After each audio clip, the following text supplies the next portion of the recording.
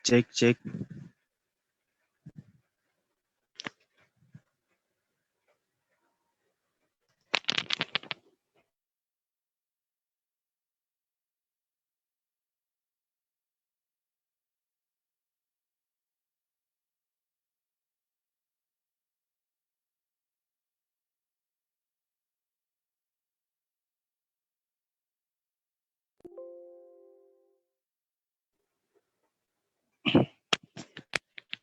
Assalamualaikum warahmatullahi wabarakatuh.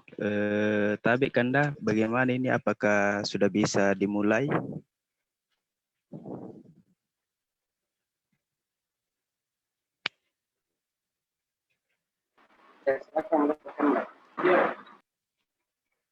Ya.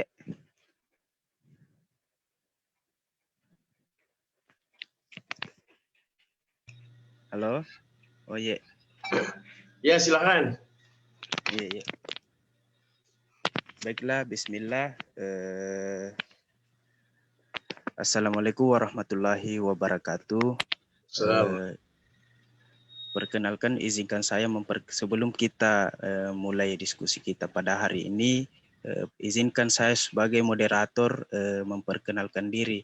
Nama saya Adel Muktabara dari Komisariat Bintang Arashi Cabang Gua Raya. Bismillahirrahmanirrahim. Alhamdulillahilladzi nahmaduhu wa nasta'inuhu wa nastaghfir wa na'udzubillahi min syururi anfusina wa min sayyiati a'mali. Amma ba'd. Segala puji bagi Tuhan Yang Maha Esa, Tuhan yang memberikan kita mata sehingga kita tidak buta dengan realita. Dengan anugerah yang diberikan kepada Tuhan kita tidak buta membaca dan tidak buta melihat keadaan yang ada, dan itu kita juga mampu menulis dengan edukasi yang kita dapatkan dari anugerah Tuhan.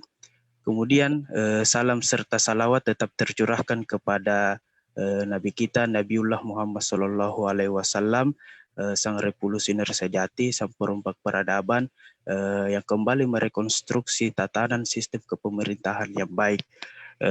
Baiklah, pada kesempatan ini sebelum kita memulai materi kita, saya akan membacakan biodata singkat dari narasumber.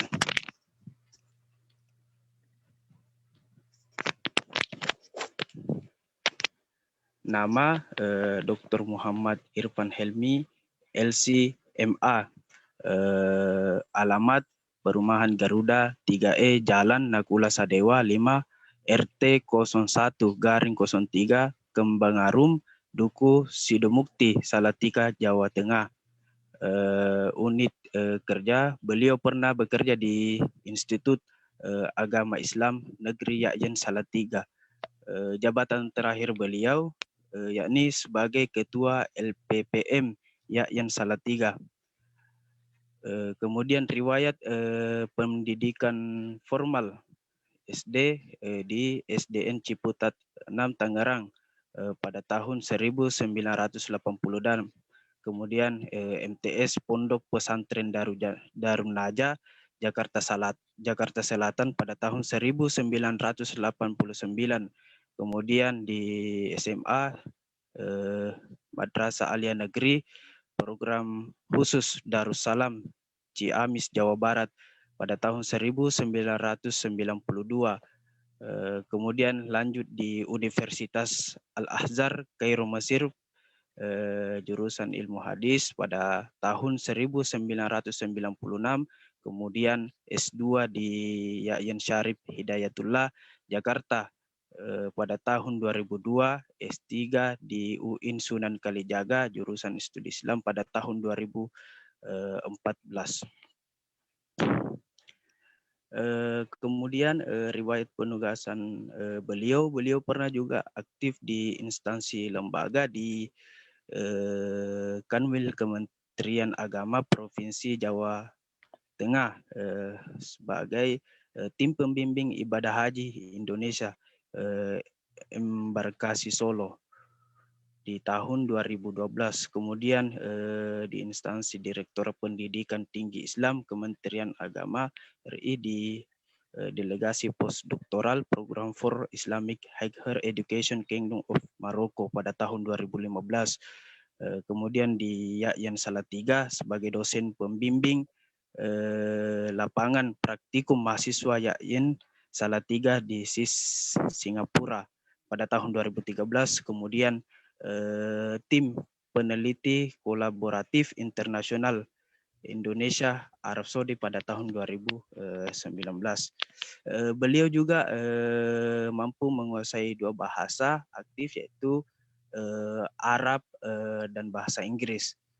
Adapun prestasi beliau sangat luar biasa dan banyaknya, namun saya hanya bisa menyebutkan salah satunya. Beliau pernah meraih dana riset kolaboratif tingkat internasional ke Arab Saudi. Tentunya diberi langsung penghargaan kepada Kementerian Agama Republik Indonesia di tahun 2019. Itulah tadi biodata singkat beliau, sangat luar biasa.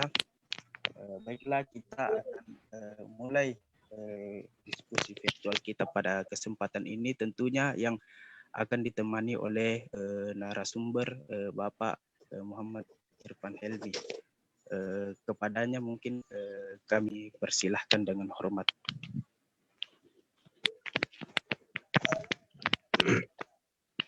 Baik, terima kasih Saudara Adil Baro ya.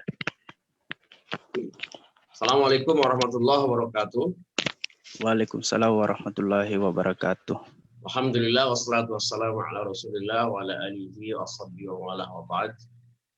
Pertama kita bersyukur pada Allah Subhanahu wa taala bisa bertemu pada kesempatan ini atas kerjasama dengan berbagai pihak dilakukan oleh HMI Cabang Goa Raya, dan saya tentunya mengucapkan terima kasih atas apresiasi yang diberikan kepada teman-teman dari HMI Goa Raya ini untuk bersilaturahim ya pada sore ini. Baik, saya diberi kesempatan untuk berbagi tentang penulisan artikel jurnal ilmiah ya dengan Anda semua berdasarkan apa yang saya lakukan dan apa yang saya alami dalam kegiatan saya, salah satunya sebagai penulis dan juga sebagai editor ya pada beberapa jurnal. Baik, kita akan memulai ya bagaimana kita menghadapi dinamika publikasi yang semakin ramai ya. Kemudian kita harus bisa menempatkan diri sehingga kita memberikan kontribusi ya dan produktivitas dalam publikasi ilmiah kita. Baik, saya akan mulai ya materi kita dengan menyampaikan beberapa slide. Ya, nanti di bagian berikutnya kita akan ada diskusi. Ya,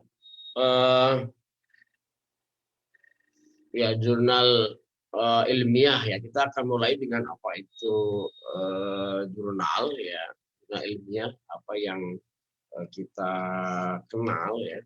Sebenarnya untuk penulisan jurnal ilmiah ini ya, negara kita sudah mempunyai pedoman dan mempunyai petunjuk ya yang bisa kita pedomani ya. Jadi di dalam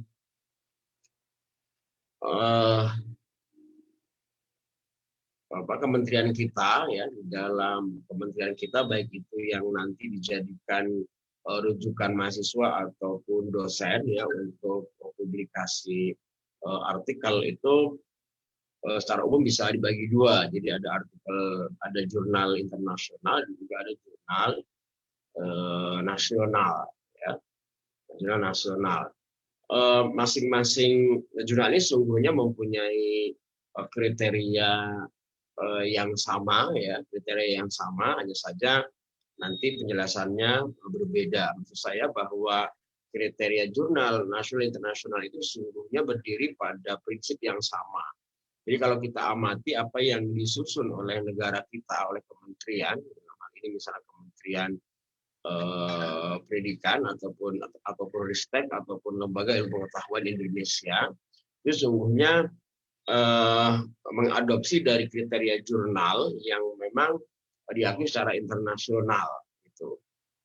Ya, maka kemudian dari istilah ini ada jurnal nasional, kemudian ada jurnal nasional terakreditasi, kemudian ada jurnal internasional, dan juga ada jurnal internasional bereputasi. Ya. Itu sungguhnya menunjukkan stratifikasi, menunjukkan tingkatan-tingkatan. Nah, tingkatan-tingkatan itu nanti mempunyai peruntukannya masing-masing, ya, mempunyai peruntukannya masing-masing. Ini yang saya sebutkan dalam tahap dalam konteks administratif, ya, dan administratif bukan dalam konteks keilmuan. Kalau dalam konteks keilmuan itu jurnal nasional atau internasional itu sama-sama mempunyai kontribusi, ya, karena ilmu itu tidak dibatasi dengan nasional atau internasional. Jadi selama ilmu itu bisa dikonsumsi oleh manusia, berarti dia ilmu itu ya seperti itu. Meskipun dia ditulis oleh penduduk yang ada di kampung kecil sekalipun. Nah, itu sama baiknya dengan ilmu yang ditulis oleh orang di publikasi internasional yang kemudian diakses oleh banyak orang. Kalau dalam konteks ilmu itu sama baiknya. Nanti bedanya itu pada tataran bagaimana hasil karya ilmiah itu atau hasil riset itu bisa dikonsumsi. Nah, untuk melakukan diseminasi atau memperkenalkan hasil karya riset, nah disitulah kemudian perlu yang disebut dengan jurnal nasional ataupun internasional. Nah, ini yang kita hadapi sekarang, gitu, ya. Jadi istilah-istilah nasional dan internasional itu sesungguhnya diperuntukkan untuk keperluan administratif sesungguhnya, gitu. Tapi dalam tahapan tertentu kadang berbalik. Maksud saya boleh jadi publikasi pada artikel internasional tidak lebih baik daripada artikel nasional, dan juga sebaliknya. Jadi artikel jurnal nasional bisa lebih sangat berkualitas dibandingkan jurnal internasional. Ini karena memang ada beberapa hal yang kadang dia merupakan suatu anomali. Jadi dia tidak inline, tidak konstan, sehingga terjadilah yang seperti itu. Meskipun itu sifatnya pengecualian, gitu, ya. Tapi secara umum, ya, jurnal nasional dan jurnal internasional itu sebenarnya memang dibedakan dengan beberapa kriteria. Nah ini. Nah, maka di sini akan saya tampilkan di awal apa yang disebut dengan jurnal internasional dan jurnal nasional. Tapi ini saya sampaikan apa yang biasa kita sebut dengan jurnal internasional terindeks Elsevier, ya, terindeks Scopus. Jadi ini ada 5 kriteria yang menjadikan sebuah jurnal itu dikatakan sebagai jurnal yang bagus. Nah, sebagai jurnal yang bagus. Ini ada 5 kriteria, dari mulai journal policy, kemudian quality of content, kemudian journal standing, ada regularity, kemudian online availability. Nah, ini ada 5 kriteria yang menjadi menjadi indikator bahwa sebuah jurnal itu dikelola dengan baik dan dia mempunyai kualitas yang baik. Nah, nanti jurnal seperti ini akan menjadi rujukan bagi semua akademisi, pada semua ilmuwan untuk melakukan diseminasi hasil risetnya. Nah, yang 5 ini juga diadopsi oleh jurnal-jurnal nasional yang kemudian kita lihat kriterianya itu di dalam pedoman akreditasi jurnal nasional. Itu ada 8 kriteria dan sangat rinci, ya, tetapi sungguhnya itu merujuk kepada yang 5 ini, bahwa jurnal itu harus memenuhi kriteria seperti ini. Nah, Tapi ini yang paling penting bagi kita adalah mengetahui ya bahwa jurnal itu demikian, sehingga kita ketika melakukan pengiriman sebuah artikel kita tidak tersasar, ya, karena ya dalam konteks hari ini hasil riset atau ilmu pengetahuan itu tidak cukup dengan hanya selesai, tapi juga harus dilanjutkan dengan diseminasi dan dengan publikasi. Jika riset kita terpublikasikan di dalam jurnal yang bereputasi, ya baik itu nasional ataupun internasional, maka dia akan menjadi akan memberikan kontribusi, ya, memberikan efek bagi pengembangan pengetahuan. Nah, maka bisa kita lihat di sini ya, jurnal policy itu artinya adalah kebijakan jurnal. Jadi kebijakan yang sifatnya keredaksian, ya, dari mulai submission sampai publication itu betul-betul dijalankan oleh sebuah jurnal dengan tertib, ya. Maka sebuah jurnal yang baik dia mempunyai kebijakan keredaksian yang jelas. Nah ini diantaranya di sini adalah Convincing Editorial Council and Policy. Jadi nanti jurnal itu menjelaskan bagaimana aturan-aturan keredaksiannya, aturan-aturan editorialnya. Ini harus ada. Kemudian yang kedua, itu jurnal itu mempunyai atau menjelaskan tentang level of review. Review itu adalah orang ataupun lembaga ataupun kelompok yang dipercaya oleh jurnal untuk melakukan telaah, ya, atas setiap artikel yang masuk ke dalam sebuah jurnal. Nah, sebuah jurnal itu harus mempunyai aturan itu. Maka setiap naskah yang masuk itu ditelaah oleh berapa orang, apakah oleh 1 atau 2 orang atau 3 orang. Kemudian modelnya seperti apakah? Apakah dia model blind reviewer atau melakukan open review? Kalau blind review artinya telaah buta itu. Jadi penulis naskah dan yang menelaah sama-sama tidak tahu. Tapi kalau misalnya open itu bisa salah satu itu tahu. Jadi ada yang single blind, ada yang double blind, ada yang open review. Kalau double blind itu antara penulis dan penelaah sama-sama tidak tahu. Tapi kalau single blind itu bisa saja si penelaah tahu si penulis yang menulis, tapi si penulis tidak tahu siapa yang menelaah. Nah ini yang ketiga, diversity in geographic distribution of editor. Jadi setiap jurnal yang baik itu harus ditandai dengan ketersebaran editornya, pengelolanya itu pengelola yang memang mempunyai ketersebaran. Jadi kalau nasional dia harus menunjukkan geografiknya. Maka jurnal yang baik itu tidak bisa semua pengelolanya itu berasal dari satu kampus atau berasal dari satu kota atau bahkan berasal dari satu rumah gitu. Itu enggak secara aturan itu tidak memenuhi. Maka jurnal yang bagus dia dikelola oleh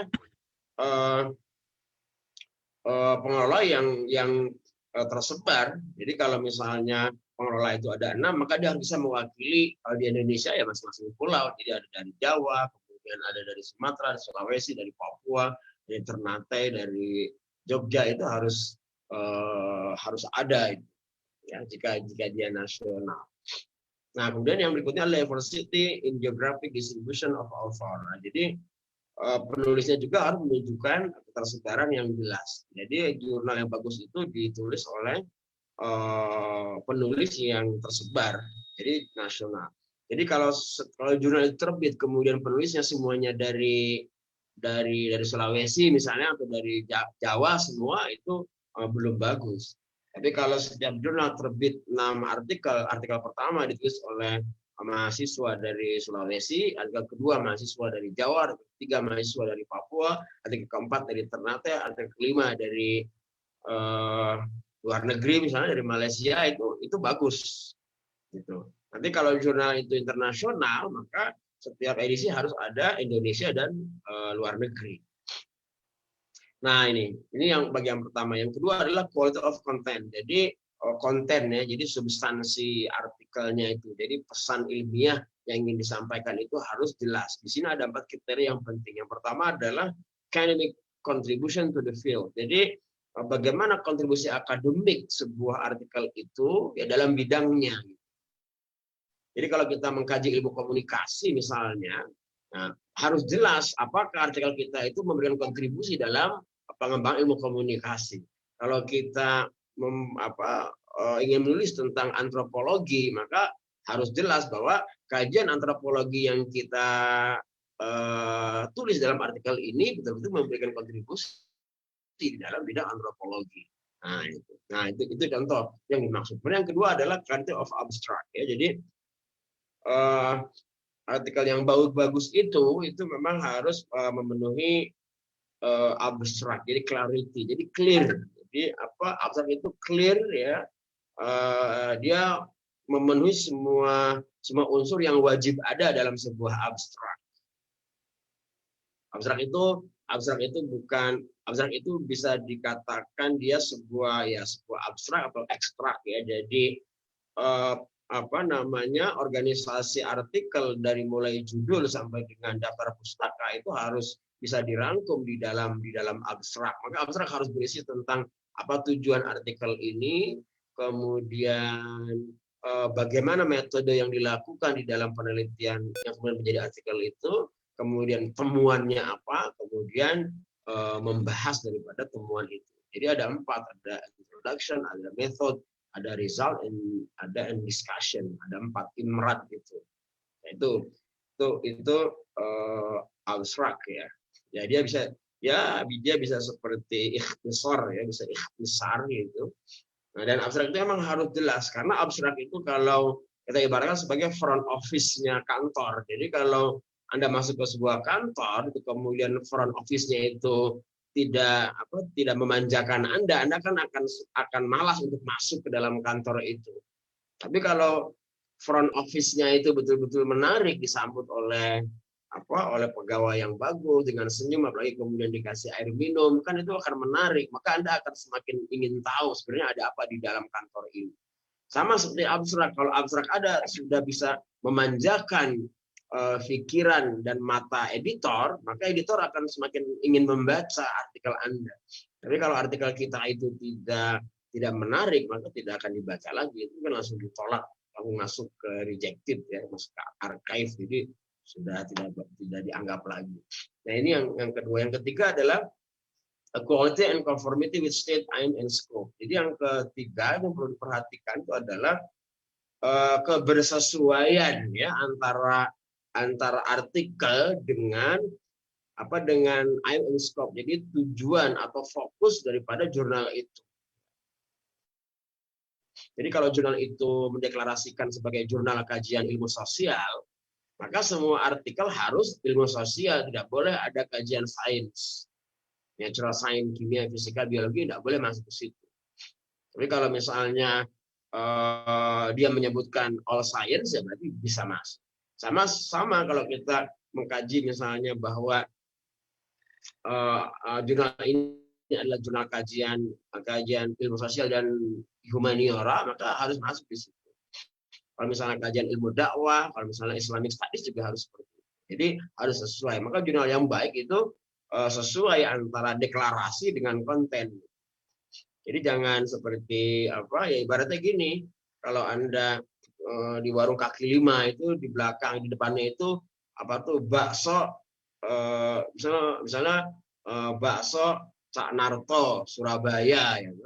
Tapi ketika Anda masuk kok isinya bukan bakso, isinya malah somai. Nah, itu sama. Jadi seperti jurnal yang baik itu tidak seperti itu.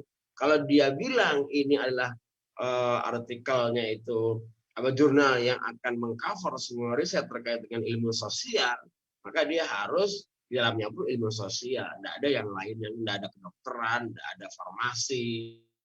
Yang ada ya ilmu sosial, antropologi, sosiologi, mungkin ekonomi bisa masuk, pendidikan. Nah, itu yang ketiga. Yang keempat adalah readability of article, readability keterbacaan. Jadi keterbacaan itu maksudnya gini.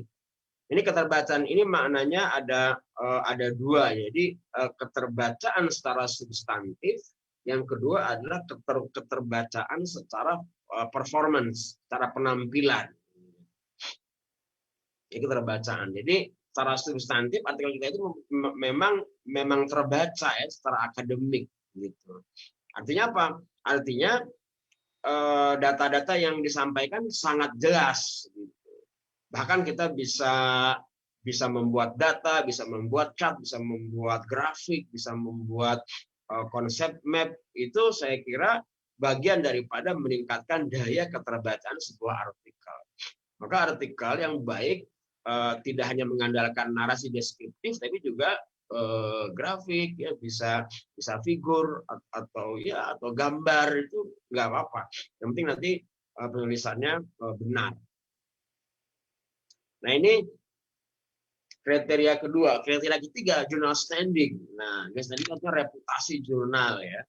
Jadi bagaimana sebuah jurnal itu bisa dikatakan sebagai jurnal bereputasi, ya, jurnal yang keren, itu kalau internasional itu adalah citedness. Apa? Citedness artikel dalam jurnal itu oleh Scopus. Kalau jurnal nasional, itu jurnal yang bagus itu adalah jurnal yang artikel-artikel di dalamnya itu disitasi oleh penulis lain. Nah, ini yang menguji disitasi atau dikutip ya kalau dalam bahasa dulunya itu. Jadi ketika kita mempublish artikel di dalam sebuah jurnal, kemudian teman kita mengutip artikel kita dalam jurnal itu dan teman kita itu mempublikasikan lagi dalam jurnal yang lain, itu artinya jurnal kita bagus. Dan semakin banyak orang mengutip, maka semakin kuat reputasi jurnal kita. Nah, kalau internasional itu seperti itu. Di kita juga sama. Jadi di Indonesia juga sama. Dan ini bahkan reputasi seorang akademisi itu dilihat daripada kutipannya. Kalau dia menulis buku, sudah berapa banyak mahasiswa yang mengutip bukunya. Kalau dia menulis artikel, sudah berapa banyak buku yang dikutip oleh mahasiswanya. Dia nah itu atau komunitas akademik yang lain. Nah, itu yang kriteria ketiga. Yang keempat, regularity ya. Jadi regular itu sustainability. Jadi artinya regular. Jadi regular itu reguler dalam arti selalu sesuai dengan masanya. Nah, keterangannya no delay in publication schedule. Jadi terbitnya tidak pernah meleset daripada jadwal. Jadi kalau dikatakan terbit setiap Juni dan Desember, maka ya harus terbit Juni dan Desember. Tidak boleh bilangnya Juni tetapi terbitnya bulan Agustus, bilangnya Desember terbitnya malah tahun berikutnya. Nah, itu tidak ada regular. Nah, itu menunjukkan kualitas jurnal yang kurang baik. Nah, kemudian yang berikutnya online availability. Jadi ketersediaan secara online. Jadi jurnal hari ini itu sudah tidak musim, jurnal dicetak tidak musim. Jadi jurnal itu harus e-jurnal, electronic journal, online jurnal. Kalau dulu ya sebelum tahun 2013 itu jurnal masih semuanya dicetak. Sekarang itu sudah tidak. Jadi semua jurnal itu sifatnya online. Nah, apa yang dinilai? Yang pertama adalah content available online. Ya, jadi semua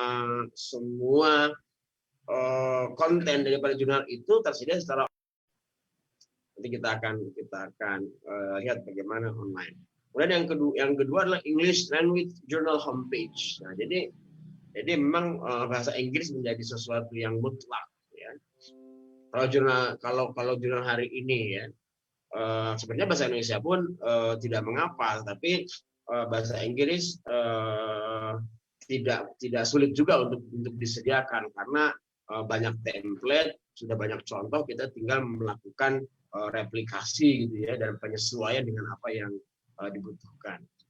Kemudian ada quality of homepage. Nah ini biasanya untuk teman-teman yang di ilmu komputer itu homepage. Jadi homepage-nya itu memang ini ya harus tampak indah, pewarnaan, kemudian fontnya, desain. Maka teman-teman yang ahli desain grafis, kemudian ilmu komputer itu harus terjun di dalam dunia jurnal, karena jurnal itu tidak hanya murni akademik, urusan otak kiri gitu. Tapi ada juga yang membutuhkan kontribusi otak kanan gitu. Biasanya kalau teman-teman yang desain grafis itu otak kanannya lebih kuat daripada akademisi yang kadang cuma otak kiri. Jadi dia hanya bisa menulis, dia bisa hanya berpikir, tapi kalau sudah menggambar tidak bisa lah gitu. Apalagi kemudian membuat desain itu kan dibutuhkan oleh orang-orang yang mempunyai passion di situ. Nah ini kriteria jurnal yang 5 ini kemudian di breakdown oleh jurnal nasional menjadi 9 gitu. Tapi sebenarnya isinya sama. Nanti Anda bisa lihat semua pada langsungnya nanti dicari di googling itu pedoman akreditasi Arjuna itu nanti akan ada itu lebih itu lengkap itu ada berapa poin ya, itu banyak sekali. Tapi intinya ke sini. Nah ini jurnal. Kemudian kita berikutnya ya, kita akan masuk kepada hal yang paling praktis ya di dalam penulisan artikel ya. Tapi sebenarnya saya akan masuk ke sini dulu ya. Jadi poin-poin ini maksud saya ketika kita ingin melakukan suatu penulisan artikel, maka harus melakukan langkah-langkah ini. Ini langkah-langkah ataupun rambu-rambu yang perlu kita pedomani. Yang pertama, find out what already exists in the global world of research out. Jadi kita harus mengetahui ya riset-riset apa yang sudah ada ya tentang ilmu ataupun tulisan yang sedang kita pikirkan gitu. Jadi misalnya kita berpikir saya mau menulis tentang misalnya Omnibus Law, misalnya undang-undang cipta kerja itu. Misalnya Anda menulis itu. Nah, Anda harus tahu berapa banyak artikel yang sudah terbit di jurnal tentang Omnibus Law. Dicari dulu. Jadi jangan langsung menulis. Karena apa? Karena agar terhindar dari pengulangan, repetition. Jadi atau redundant. Jadi nggak cuma mengulang gitu. Tapi kalau Anda sudah kalau kita sudah mengetahui artikel yang terkait dengan Omnibus Law, maka kita akan bisa melakukan positioning. Jadi memposisikan diri yang pas. Maka yang sudah dilakukan orang tidak usah diulangi, tapi mengambil angle line atau boleh Anda menolak apa yang sudah ditulis oleh orang, atau menguatkan, itu misalnya memperkaya. Jadi, nah itu yang pertama ya, prinsip umumnya. Kemudian yang kedua, determine how to differentiate your research topic and find new ideas. Nah, jadi tentukan aspek yang paling beda ya, different ya, dari tulisan Anda, dan upayakan ide Anda baru. Maka karena kebaruan ide itu memang penting ya. Kan gini, suatu artikel itu bisa bagus itu kan dari berbagai macam aspek. Yang pertama, artikel bisa bagus kalau dia memang artikel pertama yang pernah ditulis di dalam ilmu itu. Gitu. Ibaratnya kalau Anda mengenal buku The Canon of Avicenna tentang kedokteran, mengapa Avicenna itu terkenal? Karena itu buku pertama tentang kedokteran yang ditulis oleh manusia. Gitu. Terus kalau kita mau menyaingi Ibnu Sina, ya tidak mungkin mengulangi, tapi kita mengambil sesuatu yang different. Nah, maka kalau kita bukan pertama, jadilah yang different, jadilah yang beda. Nah, karena beda itu menjadi sesuatu kekuatan. Jadi kalau cuma mengulangi, kemudian orang sudah, ya berarti idenya sudah basi. Nah, ini yang perlu difikirkan. Nah, yang ketiga, decided what, where, and with whom you partner. To partner or collaborate with. Jadi kalau kita mau menulis dalam konteks kolaborasi, tentukan, ya kan? Jadi dengan siapa, kemudian temanya yang ingin ditulis tema apa, kemudian subjek penelitiannya di mana, misalnya itu bisa, nah itu ya. Kemudian identify and analyze the journal to submit your article, get published. Nah, jadi yang berikutnya adalah kita mengidentifikasi, mencari, mengeksplorasi, searching jurnal mana yang nanti akan menjadi target kita supaya bisa dipublish gitu. Nah, ini maka nanti yang paling penting kita masuk ke dalam belantara jurnal, dan jurnal itu kan sebuah belantara karena kita akan dihadapkan oleh puluhan ribu jurnal sementara kita tidak tahu jurnal mana yang harus kita submit artikel kita, dan ini sebuah belantara ya. Seperti Anda ya, seperti hutan-hutan yang belum terjamah itu kan, terus mau kemana kita mengarahkan kalau kita belum tahu. Nah, ini jurnal juga sebuah belantara, tapi ada caranya supaya kita tidak lagi menjadi pengembara yang nggak tahu arah dalam dunia jurnal. Nah, itu ya, nanti kalau itu. Jadi kalau 1 2 3 4 itu sudah kita jalani, maka kita tinggal melakukan pemantauan, track impact of your research, monitor global research trends. Nah, jadi kalau kita sudah dipublish, tinggal memantau. Jadi apakah publikasi kita itu sudah memberikan impact ya, memberikan dampak ya bagi ilmu itu, gitu. Nanti pada saat yang sama kita juga harus memonitor tren ya, tren riset global yang cocok, yang satu nafas atau satu bidang dengan artikel kita gitu. Nah, ini yang kelima kalau sudah dipublish betul.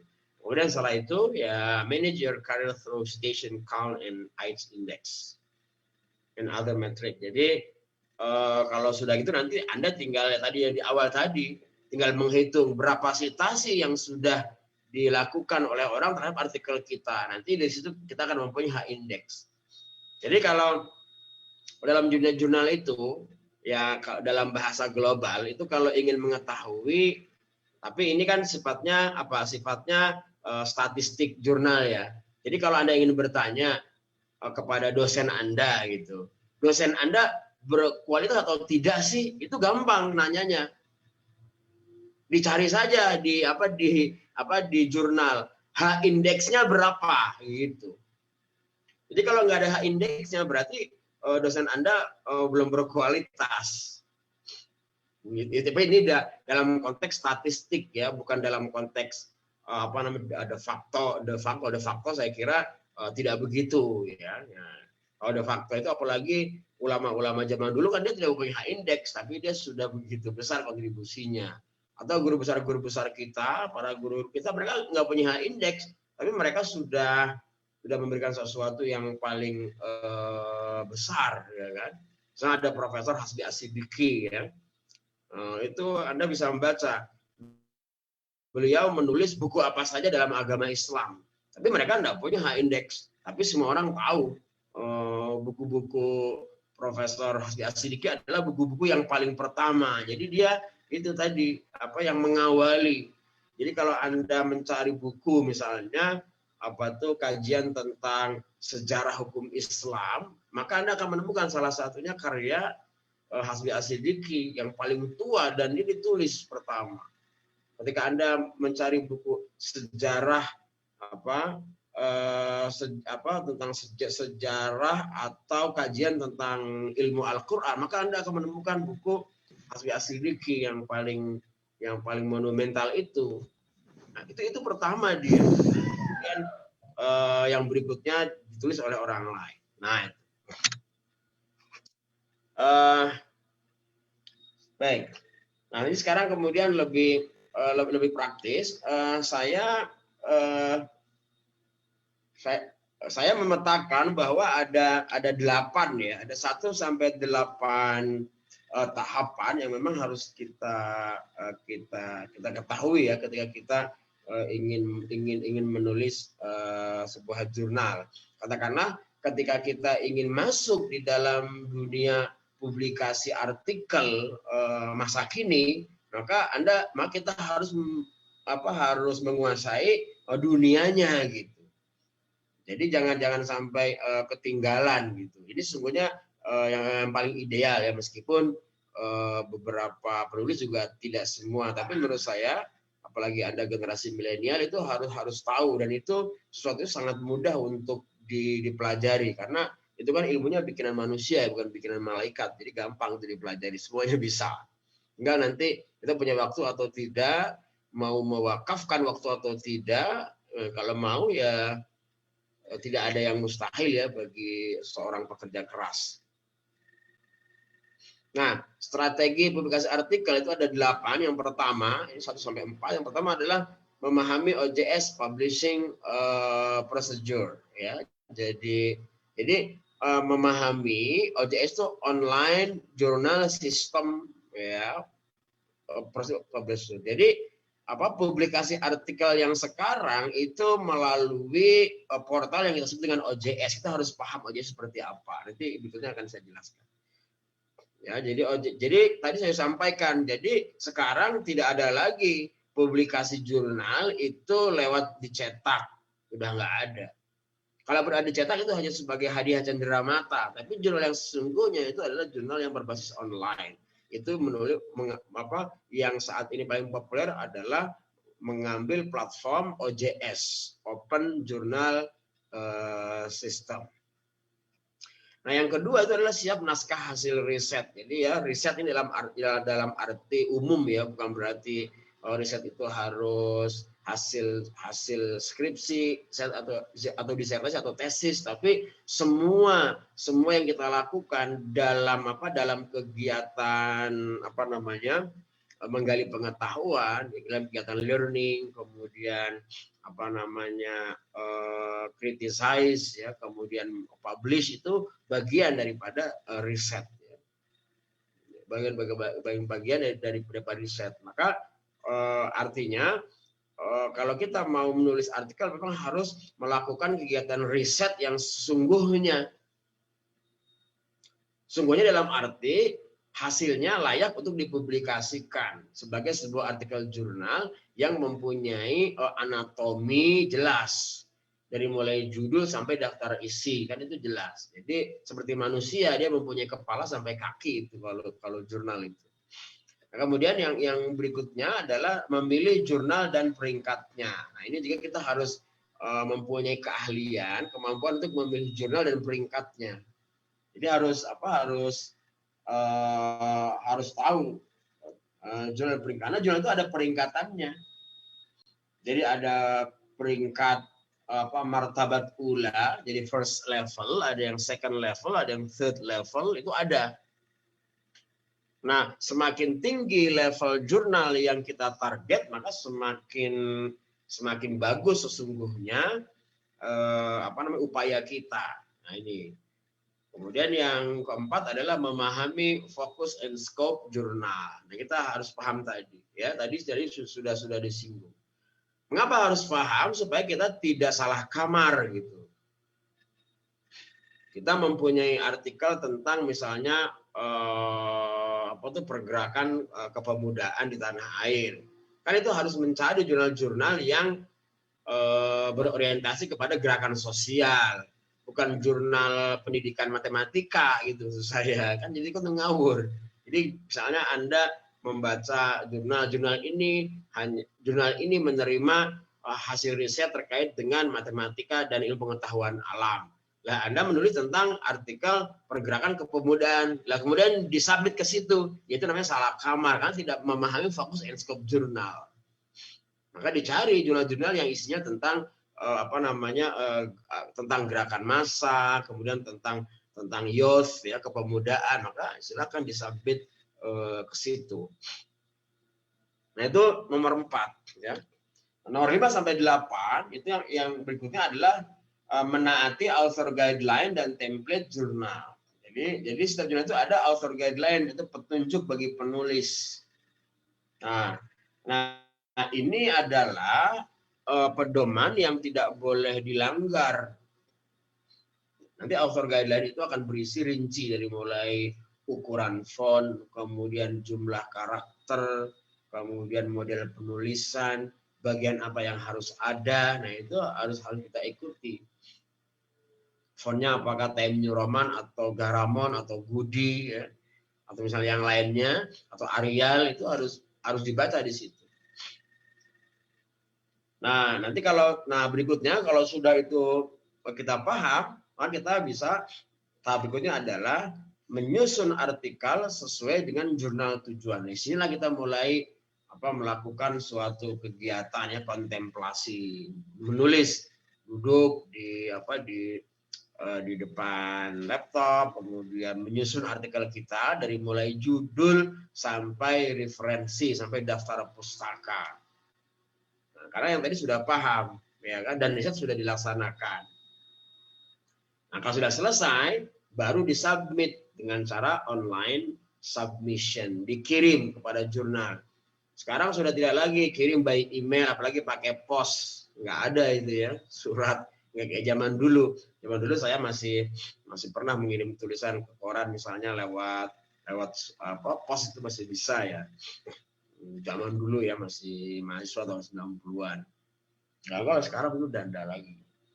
Nah, jadi online submission nanti akan kita tunjukkan. Nah, yang ke-8 ini adalah skills. Jadi seperti senjata, seperti tentara. Tentara itu kan kalau mau perang itu lengkap. Jadi sebagai seorang penulis, author, itu harus mempunyai skills. Mempunyai skills ini. Yang pertama open access. Jadi artinya kita harus mempunyai skill bagaimana melakukan penemuan terhadap portal-portal jurnal yang sifatnya open access. Jadi kita misalnya kalau kita ingin mengetahui mana saja sih jurnal yang terkait dengan ilmu sosial, terkait dengan agama, terkait dengan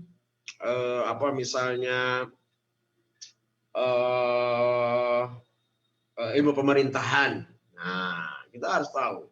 Kemudian manajemen reference, ya, manajemen referensi, ya itu juga harus diketahui. Word tools, ya. Jadi yang berikutnya kita harus menguasai juga itu fasilitas dari Microsoft Word yang biasa kita gunakan untuk menulis awal dari sebuah jurnal. Nah, ini 8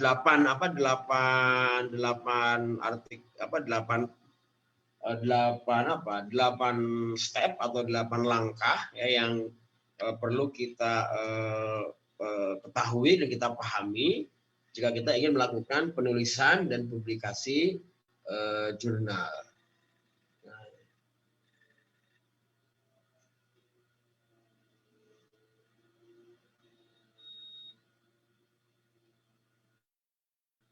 Ya, oke. Sekarang kita lihat ya. Nah, ini yang saya maksud OJS. Jadi OJS itu prosesnya seperti ini ya. Jadi ini alur ini bisa dipelajari dari mulai seorang penulis itu menyampaikan artikel secara online, kemudian akan ditelaah oleh editor akan menyampaikan kepada reviewer membuat catatan telaah, kemudian dikembalikan kepada editor memberikan keputusan ditolak atau diterima. Nah, gitu.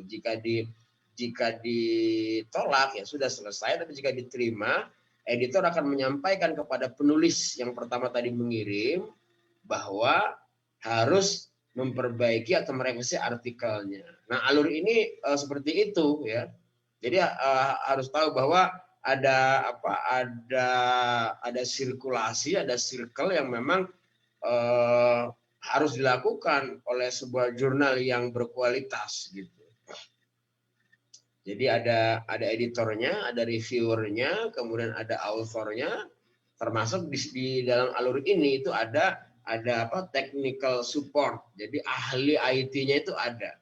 Supaya jurnal tidak dihack atau kemudian diobrak-abrik oleh orang yang tidak bertanggung jawab. Nah, itu contoh. Nah, ini yang saya maksud OJS, Obliging Procedure. Nah, kemudian yang tadi saya sebutkan itu yang kedua itu kan kita harus mempunyai hasil riset, ya kan? Ini yang saya maksud ya. Jadi ini risetnya bisa laporan penelitian, tesis atau disertasi, atau apa saja kegiatan riset ya. Yang maksud riset di sini maksud saya riset degree ataupun non degree itu. Nah maka naskah publikasi ya yang baik sebenarnya tidak begitu jauh dengan hasil riset ya. Cuma nanti ada packaging, ada kemasan yang berbeda. Jadi setiap naskah publikasi itu harus ada judulnya, ada abstraknya, ada pendahuluannya, ada metodenya, ada hasilnya, ada pembahasannya, ada kesimpulan, ya, ada ucapan terima kasih dan juga ada daftar pustaka. Nah ini rukun ya. Jadi apa namanya arkanul maqalah. Jadi rukun artikel itu harus gini. Jadi harus jelas. Jadi nanti kalau dilakukan telah oleh reviewer itu harus ditemukan bahwa artikel ini ada metodenya. Karena artikel dia berbeda dengan opini di koran misalnya. Opini di koran kan tidak perlu menyebutkan metodenya apa, asal tulis, kemudian Anda berbicara sistematis, sifatnya kritis atau kontribusi kepada pemerintah, ya udah selesai.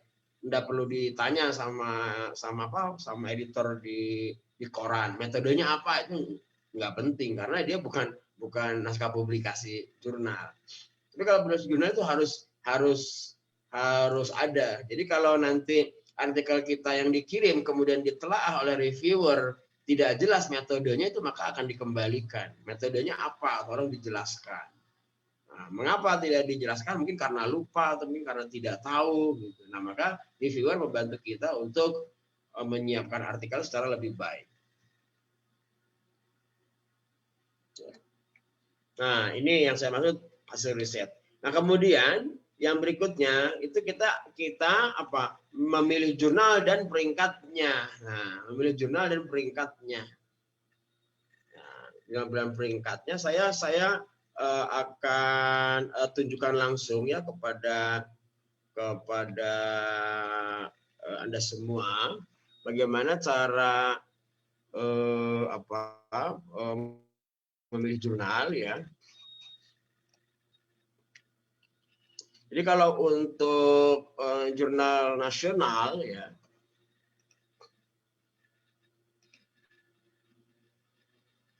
jadi kalau untuk jurnal nasional, sebentar saya akan share itu.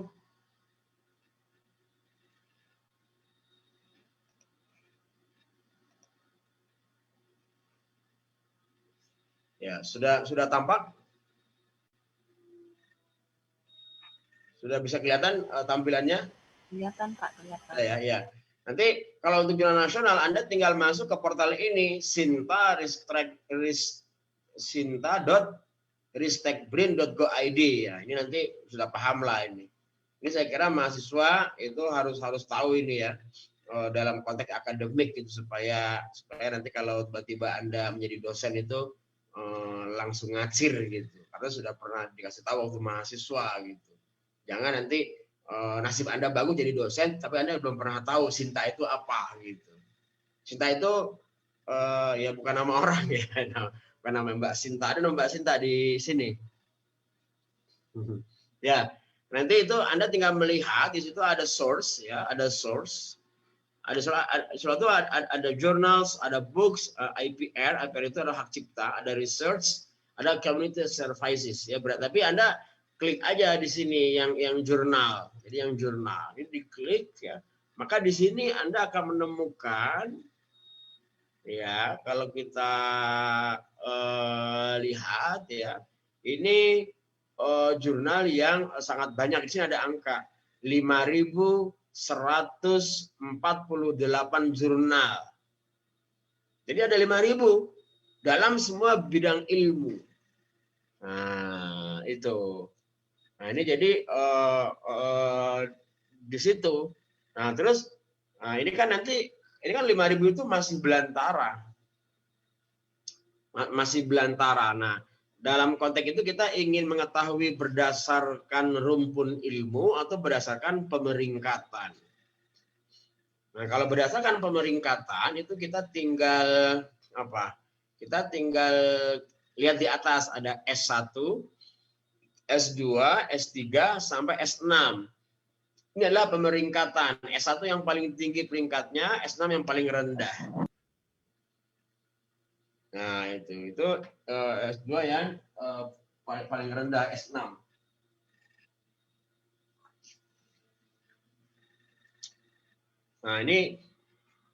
Nah, kalau yang S1 kita klik ya, kita akan ditunjukkan ditunjukkan 84 jurnal.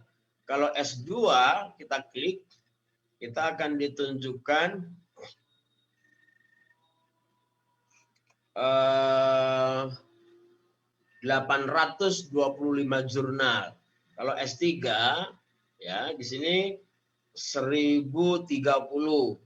Kalau S4 1693, S5 1329 jurnal, S6 itu ya udah 187. Nah, ini yang kita tahu kalau kita nanti mau peringkat 1 ini jurnal internasional, peringkat 2 itu nasional paling tinggi, peringkat 3 itu bawahnya. Ini yang tadi saya sebut dalam konteks administratif ya. Jadi peringkat ini didasarkan kepada penilaian oleh Badan Akreditasi Jurnal Nasional berdasarkan kriteria yang tadi saya sampaikan di awal tadi itu. Jadi semakin penuh kriterianya, dia akan semakin berada pada level yang paling tinggi. Nah, di sini S2. Nah, ini kalau kita melihat dari segi peringkatnya. Nah, kalau kita kemudian melihat dari segi ilmunya, kita klik saja di sini.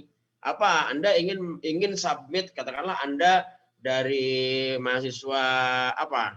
Di sini apa? Contoh ada mahasiswa dari prodi apa? Contoh saja.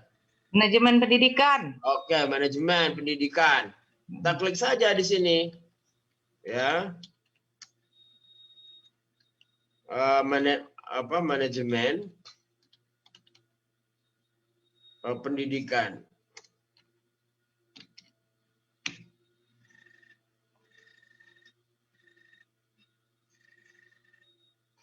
Oh, salah. Nggak usah pakai peringkat. Kita umum saja ya. Pendidikan.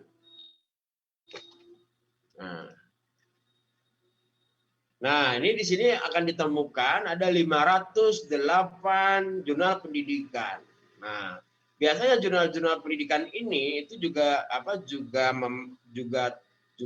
membahas menerima artikel yang sesuai dengan manajemen pendidikan. Kalau misalnya mau ditambah untuk membuat shortlist bisa saja. Manajemen pendidikan ada atau tidak? Misalnya di sini ternyata ada 24 jurnal yang menerima artikel terkait dengan jurnal manajemen pendidikan. Ya, ini ada angkanya di sini 24. Jadi ada jurnal evaluasi, nah, pendidikan Islam. Kemudian ini yang jurnal akuntabilitas manajemen pendidikan dan seterusnya dan seterusnya. Nah, itu caranya kita memilih jurnal dan pemeringkatan. Nah, misalnya Anda di komunikasi, ketik aja komunikasi, nanti akan kelihatan di sini jurnal ilmu komunikasi ada 126. Nanti tinggal dipilih mana yang cocok. Kemudian Anda misalnya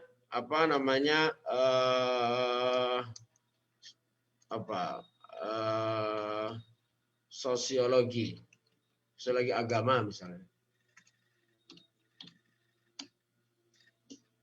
Nah, ada 2 jurnal. Kalau yang sosiologi saja itu mesti bisa lebih banyak. Nah, ada 7 ya, jurnal sosiologi. Maka kalau jurnal sosiologi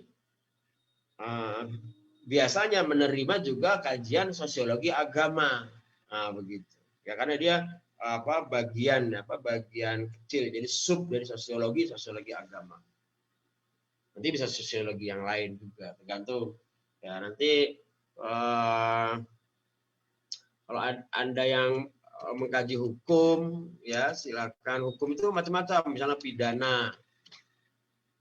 Maka Anda tinggal klik, nanti akan ditemukan di sini jurnal yang mengkaji hukum pidana khusus ya. Ada berapa ini 2 jurnal. Kalau misalnya hukum, itu banyak sekali. Dari 5.000 itu akan ditemukan di sini 90 jurnal yang mengkaji tentang hukum. Nah, dari 90 itu mesti ada yang cocok dengan artikel kita. Jadi tidak mungkin itu nggak cocok semua. Nah, ya itu. Nah, setelah kita menentukan pilihan, ya tadi contohnya manajemen pendidikan ini. Setelah kita menentukan pilihan, nah ini manajemen pendidikan ya, katakanlah saya ingin mensubmit jurnal ke manajemen pendidikan Islam. Maka kita tinggal diklik ya. Nah, ini jurnalnya, jurnal evaluasi jurnal manajemen pendidikan Islam. Di sini ada gambarnya. Kita akan masuk kepada portal jurnal evaluasi. Di sini ada website ini, di paling kiri diklik saja. Nah, setelah ini kita akan masuk kepada webnya dari jurnal evaluasi. Jadi sudah masuk rumahnya jurnal evaluasi. Nah, ini tampilannya cukup bagus. Nah, ini yang saya maksud, kita sampai pada tahap memilih jurnal dan peringkatnya. Peringkatnya berapa jurnal ini? Nah, peringkatnya Sinta 3, jadi dia peringkat 3. Katakanlah kita mau ke sini. Nah, tadi saya sebutkan berikutnya kita harus apa? Harus memahami fokus and scope jurnal. Maka kita mencari di sini menu fokus and scope. Nah, maka ada di sini. Fokus and scope jurnal ini tinggal diklik ya. Nah, maka sini kita akan harus membaca. Jadi the focus of the study in the journal evaluasi is as follows: education management science, issues of education management in school, madrasah or pesantren, improving the quality of education in schools, madrasah or pesantren. Nah, maka ini, jadi kalau artikel kita tentang manajemen pesantren bisa masuk ke jurnal ini, tentang manajemen sekolah bisa masuk ke jurnal ini, tentang manajemen madrasah bisa masuk ke jurnal ini. Seluruh Indonesia, baik itu madrasah ya di kampung, madrasah di kota dan lain sebagainya. Nah, kalau jurnal kita sudah cocok dengan fokus and scope, maka kita lanjut untuk mengetahui apa? Nah, apa tadi yang saya sebut dengan taat kepada author guideline. Nah, author guideline. Nah, di sini ada, di sini ya, author guideline ini diklik saja. Nah, inilah author guideline yang akan memandu kita bagaimana menyiapkan naskah yang akan kita kirim. Nah, di sini ya. Nah, di sini pertama, artikel belum pernah dipublikasi dalam jurnal apapun ya. Artikel harus mempunyai referensi, artikel ditulis dalam bahasa Indonesia atau Inggris. Ya, artikel ditulis dalam bentuk dokumen. Kemudian artikel itu panjangnya 15 sampai 25 halaman. Marginnya 3 ya, di kiri kanan atas bawah. Hurufnya Times New Roman, kemudian which is 11 point italic Times New Roman ya 11, kemudian halamannya single dan seterusnya, abstraknya 200 kata, tidak boleh lebih ya. Kemudian ada introduction, ada research method, mencakup analysis, design and implementation, kemudian ada result and discussion, conclusion, future works, kemudian ada knowledgement ya, persantunan tadi, atau ada reference. Nah, ini yang menjadi acuan kita jika kita sudah selesai melakukan persiapan melakukan persiapan penulisan. Nah, kalau ini sudah kita pahami ya sudah, kita langsung melakukan kegiatan penyusunan artikel dari mulai judul sampai referensi mengacu kepada author guideline jurnal yang sudah kita target ini. Ya sudah kita laksanakan. Nah, kita laksanakan penulisan artikel. Nah, oke. Nah, berikutnya, nah sekarang kita ingin melihat ya bagaimana sebenarnya sih organisasi artikel itu ya, apa saja yang harus dibahas, ya bisa kita lihat di slide yang berikutnya ya. Nah, ini saya akan tampilkan ini.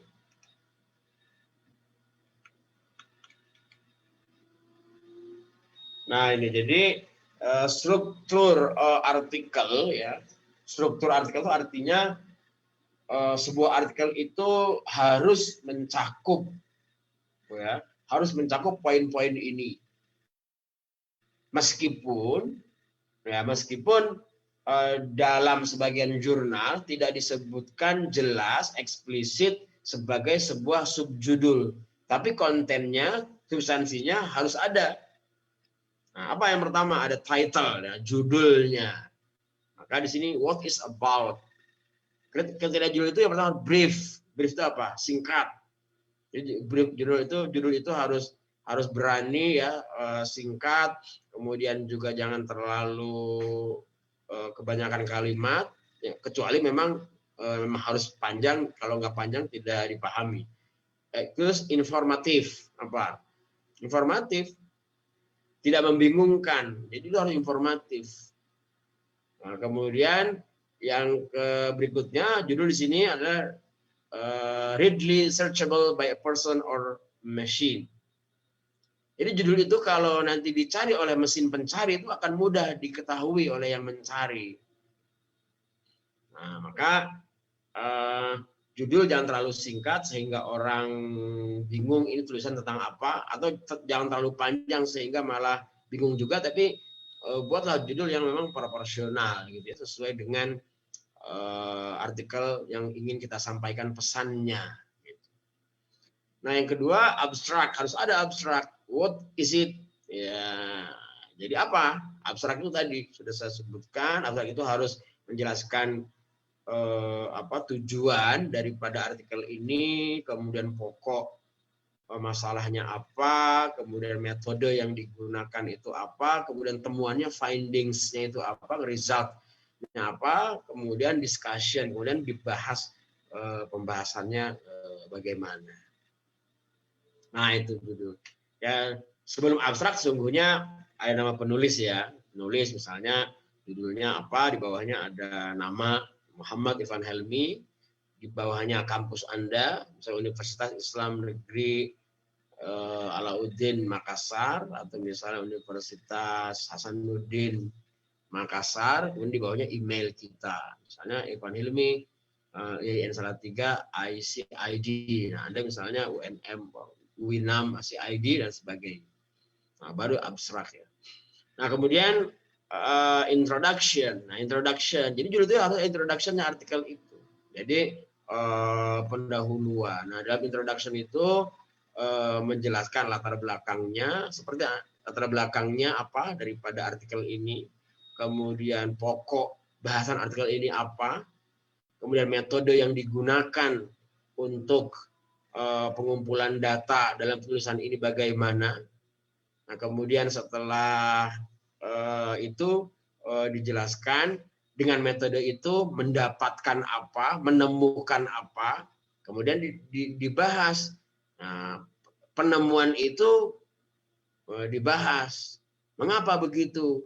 Kalau begitu nanti harus bagaimana? Harus diapakan? Nah, apalagi yang dibutuhkan? Nah, ini yang disebut dengan discussion. Nah, itu dalam introduction. Tapi biasanya introduction itu tidak, kalau introduction dalam artikel itu cukup sampai kepada yang di bawahnya ini, sampai kepada study site, literatur review. Ini yang tadi saya sampaikan di awal bahwa kita harus menelusur artikel apa saja yang sudah dipublikasi yang satu bidang dengan artikel kita supaya kita tidak mengulangi. Nah, kemudian bagian berikutnya adalah metodenya. Metodenya apa? Ya, metodenya apa? Misalnya kajian Anda tentang gerakan sosial, ya maka Anda menggunakan apa? Jadi apakah Anda menggunakan metode kualitatif atau kuantitatif, ya, kemudian pengumpulan datanya bagaimana, kemudian kerangka teorinya bagaimana, dan seterusnya. Nah, result, ya, hasil. What did you find? Apa yang Anda temukan? Summarize finding with headings and informative figures, don't discuss. Nah, ini. Jadi sampaikan temuan secara clear tanpa ada pendapat ataupun pemaknaan. Jadi ini masih murni. Nah, baru berikutnya discussion. Discussion itu Anda menjelaskan what does it mean. Nah, jadi Anda menemukan, ya, what does it mean and so what. Kemudian setelah itu diapakan. Misalnya Anda hasil penelitian Anda dengan menggunakan metode wawancara, misalnya metode wawancara, ya, dengan anak sekolahan di suatu madrasah, ya, di Sulawesi Selatan atau di Goa terkait dengan pembelajaran online. Anda wawancara, bagaimana menurut Anda selaku siswa SMP dalam pembelajaran online ini? Si anak menjawab bukan, wah, belajar online itu sama saja seperti tidak belajar. Karena bla bla bla bla bla bla gitu. Itu namanya data. Nah, ketika Anda sampai ke diskusi, Anda bisa memaknai gitu.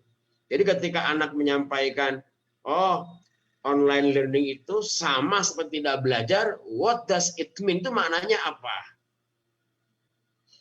Maknanya apa? Ya maknanya gampang itu maknanya. Maknanya apa? Maknanya proses belajar mengajar tidak berjalan dengan semestinya gitu. Kan itu kan maknanya. Terus makna satu, makna dua, ya banyak makna dua. Makna dua, unsur yang terlibat di dalam pendidikan tidak menjalankan fungsi secara baik. Sekolah, guru, kementerian tidak berjalan. Nah, itu makna. Kalau makna itu sudah bebas, ya, karena dia sudah merupakan meaning. Tapi kalau data itu tidak bebas, maka pernyataan responden bahwa online learning sama seperti tidak belajar itu kan dimaknai oleh saya dan Anda mungkin berbeda. Tapi itulah makna. Jadi di situ justru different penulis itu akan kelihatan. Nah, ini yang saya maksud. Nanti kalau sudah gitu baru conclusion. What are you major finding and their significance? Jadi kemudian kesimpulannya itu apa, ya kan? Nah, kesimpulan, catatan yang paling penting, kesimpulan itu bukan mengulangi apa yang sudah dibahas di hasil ataupun pembahasan, tapi dia merupakan sesuatu yang betul-betul baru, ya, sehingga menjadi penekanan. Oh, itu toh hasilnya. Jadi maka di sini don't simply repeat what has been said in discussion. Jadi jangan sekali-kali mengulangi apa yang sudah Anda sampaikan di dalam discussion. This may be part of discussion. Jadi tidak usah diulangi gitu. Nah, emang membuat conclusion itu ini ya pendek, tetapi dia perlu analisis yang dalam, ya, karena dia keseluruhan. Nah, ini yang saya masuk. Kemudian ini yang terakhir saya kira nanti diskusi. Nah, bagaimana sebuah publikasi artikel yang kemudian berasal dari research itu kan seperti ini, yang baik. Kriteria for good research, significant advantage in field study. Jadi yang pertama itu adalah mempunyai novelty. Novelty itu apa? Novelty itu artinya kontribusi signifikan terhadap bidang ilmu artikel kita. Jadi bukan pengulangan. Ya. Yang kedua, metodenya harus appropriate. Jadi harus apa? Harus cocok. Jadi jangan asal, ya. Kemudian discussion dan konklusinya juga harus pas. Jadi jangan sampai konklusinya itu bertolak belakang dari data dan diskusi dan pembahasan yang Anda sampaikan. Tidak nyambung. Dan yang ketiga, anti plagiarisme, tidak boleh jiplak. Ya. Makanya nanti tidak boleh itu jiplak, kemudian nyontek ya, nanti karena udah ketahuan dengan Turnitin atau cross-ref. Jadi Anda sekarang sudah tidak bisa jiplak-jiplak itu karena akan ketahuan. Baik kalau jiplak dari media online ya sudah. Nah, yang keempat, originality. Itu harus original, ide, data dan hasilnya. Ya. Yang keempat tadi readability of the manuscript, ya, content and presentation. Jadi substansi artikel dan juga penulisannya itu harus bagus. Nah, ini lima publikasi yang 5 kriteria publikasi yang bagus.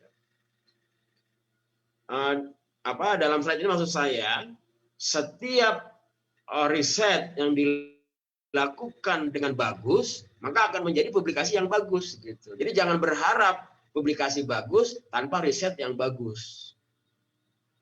Nah, jadi dimulai dari riset, tapi tahapannya bertahap ya. Kalau memang kurang bagus risetnya diulangi lagi sampai kemudian menjadi sesuatu yang bagus. Nah, ini contoh saya, ini contoh misalnya figures, graphs, and grammar. Jadi jurnal itu harus ditulis secara bagus penampilannya. Kalau ada gambar, dibuat gambar yang bikin orang tambah paham. Kalau ada grafik, grammar ini semua bahasa. Kalau bahasa Indonesia, ya gunakan bahasa Indonesia yang baik. Kalau bahasa Inggris yang baik. Maksudnya gitu. Nah, ini tadi sudah academic contribution to the field, ya, bahwa artikel yang berkontribusi. Nah, ini contoh saja ya. Ini tadi sudah. Nah, ini contoh. Nah, terakhir, kalau kita ingin kita sudah punya naskah artikel yang baik, ya, kita ingin mensubmit, nah maka caranya tadi kita sudah masuk ke jurnal ini, ke jurnal manajemen pendidikan. Nah itu gampang. Nanti kita mau langsung mencari menu login dan register. Tapi sebelum login harus register dulu. Nanti kalau sudah register berhasil, username-nya buat mengisi username ini dan password yang ada di sini. Maka klik register di sini ya. Nanti akan ada isian, ini harus diisi semua. Kalau sudah nanti register ya, nanti Anda akan mendapatkan email ya, nanti mendapatkan email dari yang Anda isi di sini. Isinya memberitahukan username Anda dan password Anda adalah nanti diisi di sini. Passwordnya masih ingat? Kalau sudah diisi di sini ya, nanti Anda akan dibawa kepada kolom-kolom atau menu untuk mengupload artikel Anda yang sudah disiapkan. Setelah Anda melakukan submission. Ada 5 step ya. Tapi itu gampang, nanti itu bisa sembari jalan. Saya kira itu Mas moderator ya. Sebagai awalan dari saya ya, untuk memperdalam, silakan jika ada pertanyaan atau refleksi dari yang saya sampaikan, dipersilahkan. Waktu saya kembalikan kepada Mas Mukhtabaro.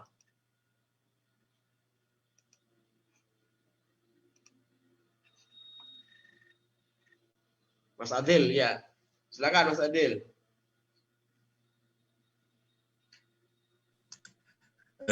Baik, itulah tadi penjelasan dari narasumber mengenai tentang penjelasan jurnal nasional dan internasional. Tadi kita sama-sama mendengarkan tentang strategi penyusunan artikel, apa-apa saja yang ingin ditempuh, dan bagaimana cara mempublish jurnal dengan baik. Mungkin ada dari audiens yang ingin bertanya. Bagi yang ingin bertanya, silahkan nyalakan mikrofonnya atau melalui forum chat. Silahkan.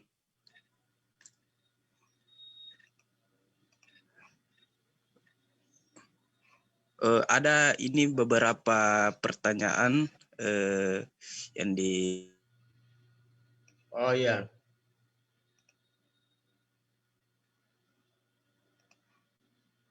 Ya, silakan yang mana mau dijawab, Mas Adil?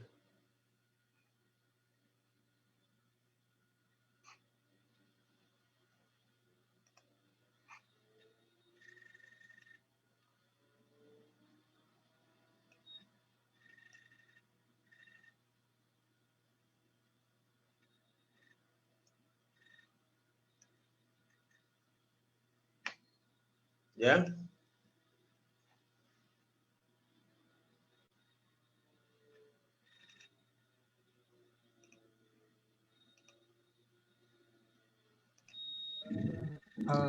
Jadi baik Kak, saya ambil alih. Mungkin moderator terkendala di jaringan.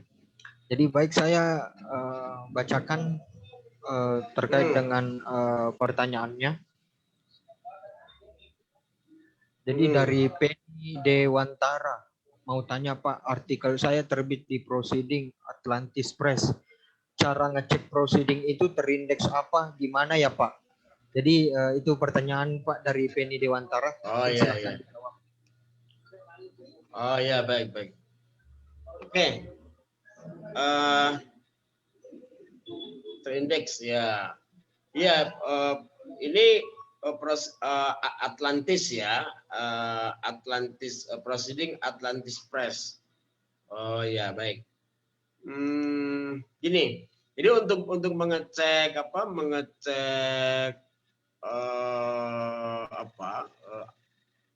artikel atau proceeding yang kita target, itu kita bisa menggunakan, ini sudah tampak belum tampilannya?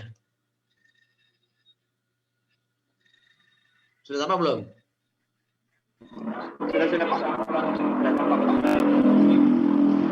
Sudah ya. Nah, ini misalnya tadi Atlantis ya. Klik saja di sini ya. Kalau nanti Atlantis Press itu ada di Simago ya. Atlantis ya, Atlantis Press itu ada di Simago. Nanti dia akan ketemu gitu. Nah, cara mengeceknya, Atlantis Press itu siapa publishernya, penerbitnya itu dari mana gitu. Kemudian nama proceedingnya apa. Kalau misalnya ada, dia kalau klik di sini ya, ini ada Atlantis Press SARL. Mungkin ini ya, mungkin loh ini. Ini ada Archery Research, ada International Journal of Network and Distributed Computing. Nah, ini Atlantis Press gitu.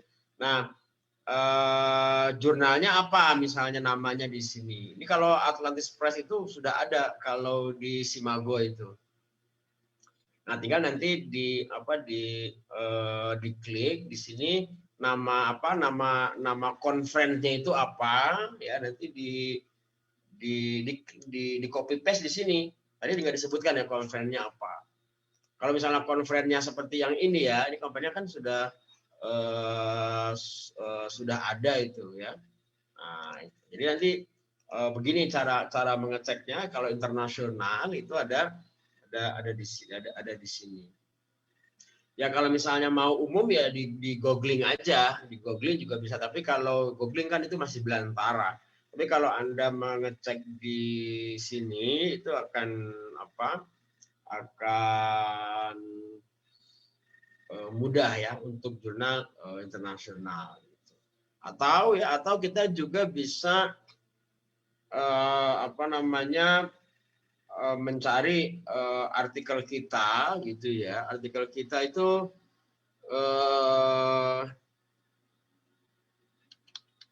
artikel kita ini ya, search crossref. Ini portalnya. Artikel kita itu apa? Artikel kita itu judulnya apa? Nanti bisa klik di sini. Di sini artikel kita. Di sini kita copy paste di sini toh. Nanti di sini copy paste, nanti enter, nanti akan muncul artikel kita. Nah, kalau artikel kita itu kemudian ada di sini seperti ini kan.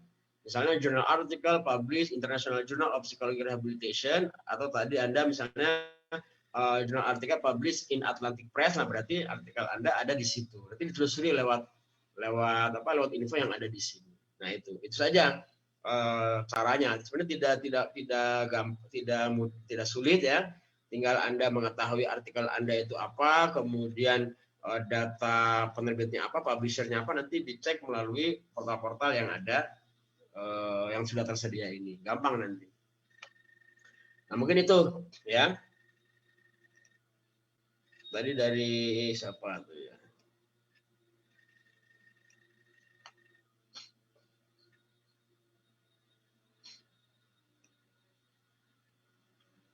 Ya, kemudian ya ini ada pertanyaan juga dari IAIN Curup ya. Bulan Agustus artikel saya publish di Q2 ya. Bulan September masuk dalam discontinue. Apakah masih ada di Scopus? Ya. Ya, ini tinggal dicek saja di Scopus, nama jurnalnya apa. Saya tidak hafal ini, International Journal of. Nanti tinggal dicek, kalau misalnya masih ada dia ada gitu. Jadi contohnya misalnya kita Scopus ya. Nah, untuk Scopus tinggal cari di sini saja Bapak. Jadi mencari di Simago ini, tinggal diklik ya. Biasanya yang discontinued itu tetap masih ada ya, tidak langsung hilang, apalagi kalau masih baru. Nanti silakan diklik di sini. Nah, di sini jurnalnya. Nanti kalau sudah ada di enter, nanti kalau masih ada berarti masih ada. Biasanya kalau jurnal sudah discontinued itu nggak langsung hilang ya, tapi masih bisa diakses ya. Atau seperti misalnya itu ada jurnal Humanities and Social, ini yang konon katanya discontinuous. Ini ada jurnal ini nih ya. Ini kan discontinue Pak, tapi dia masih ada. Nah, ini masih ada ini jurnalnya discontinue tapi dia masih ada. Di konon dia discontinue. Gampang mencarinya kalau kita mau ke Scopus, ini di copy paste aja judulnya. Kemudian kita membuka portal Scopus ya. Ini Scopus ini yang biasanya di dalam dunia dosen ya, anak-anak mahasiswa ini. Kalau mahasiswa biasanya belum berpikir Scopus ya, karena masih banyak pekerjaan lain yang diselesaikan. Nanti masuk ke portal ini ya, Scopus. Nanti kemudian source. Nah, ini jurnalnya misalnya jurnalnya apa? Ini kan title. Nah, kita klik saja di sini ya.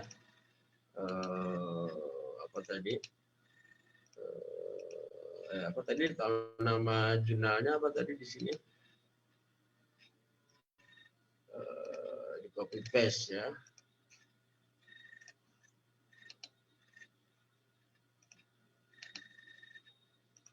Nah, ini kemudian find sources. Nah, ini jurnalnya masih ada, tapi ini konon discontinue. Nanti kita lihat di sini ada keterangannya. Nah, ini ketahuan nanti Scopus coverage 2018 sampai 2019. Artinya ini discontinued. Karena apa? Karena tidak menyantulkan 2020. Ini konon jurnalnya ini baru saja pengumumannya ini. Tapi kalau kita lihat jurnalnya masih ada ini. Masih ada. Nanti Bapak nggak lihat saja gitu. Saya tadi kalau singkatan biasanya dia nggak mau muncul. Jadi kalau JICC itu apa? Nanti klik saja ya di portal Scopus, nanti akan muncul seperti itu. Nanti dilihat di sini. Nah, kalau jurnal homepage-nya bahkan masih bisa diakses ya.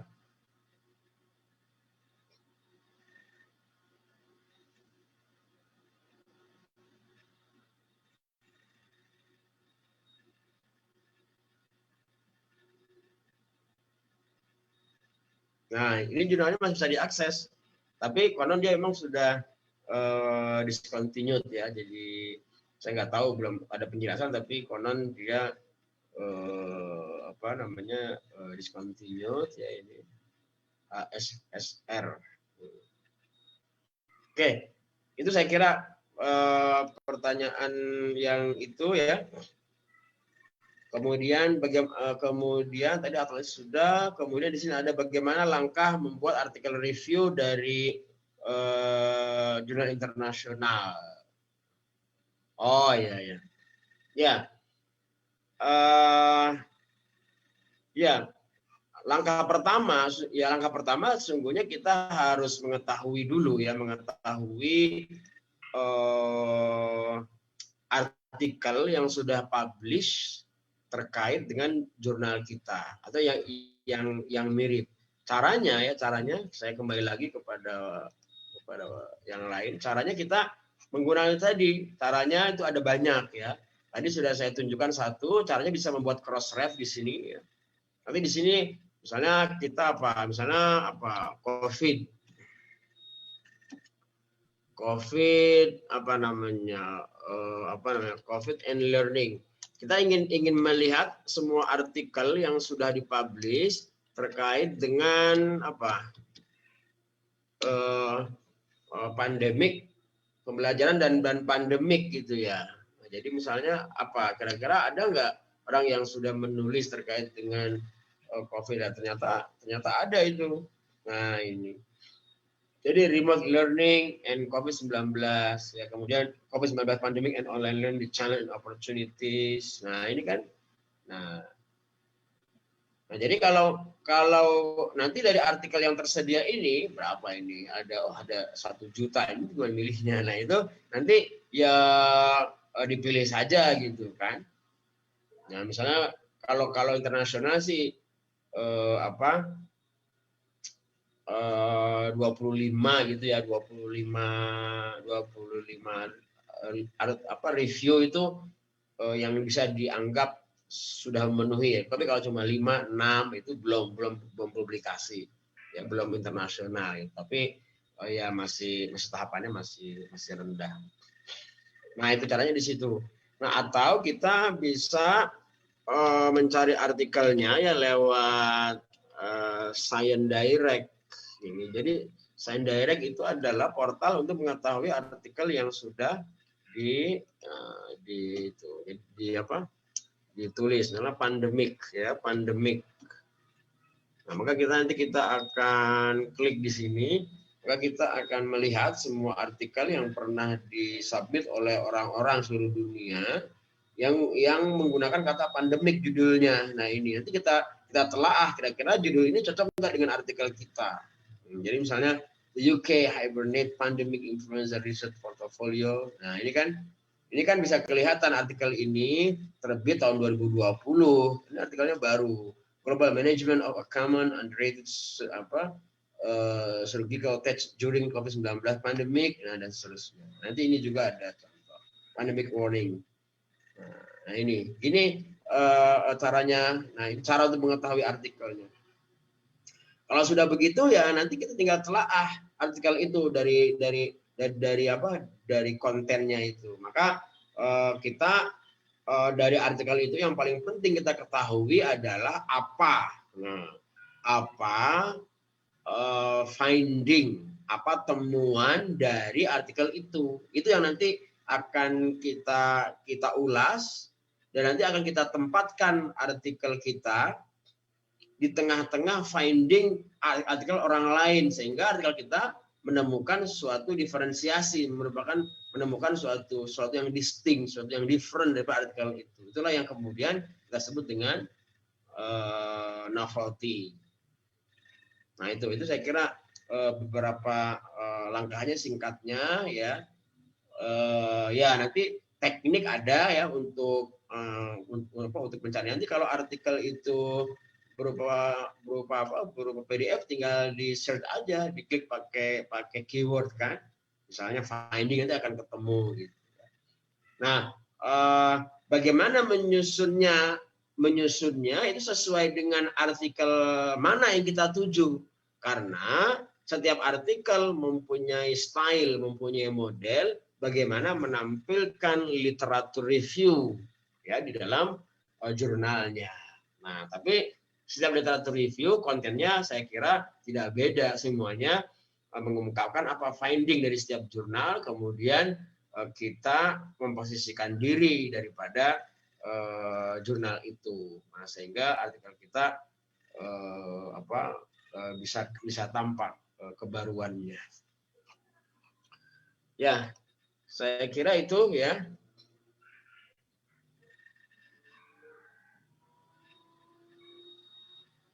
Nah, ini ada lagi, apa yang dimaksud dengan selingkuh? Ada tulisan populer artinya pengen jurnal tersebut jika dikosongkan.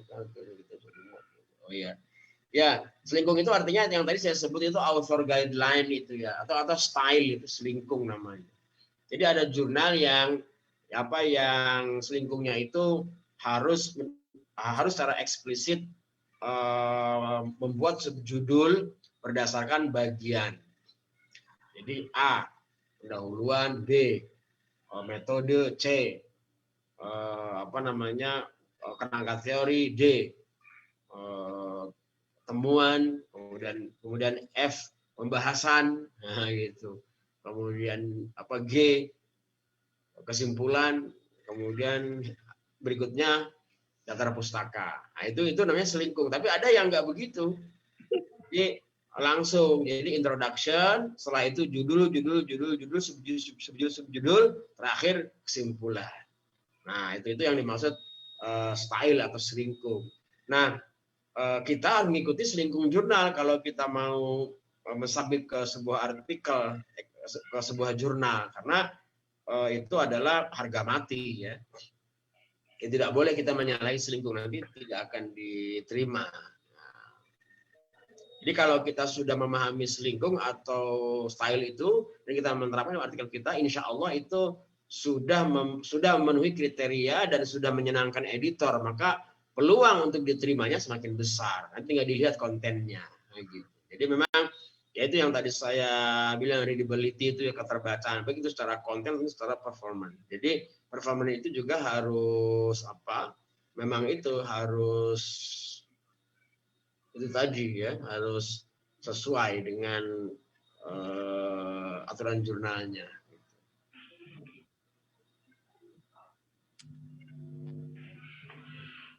Baik, saya kira itu Mas Adil.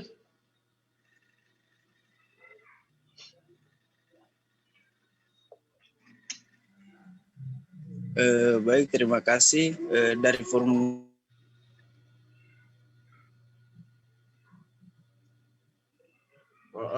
ini ini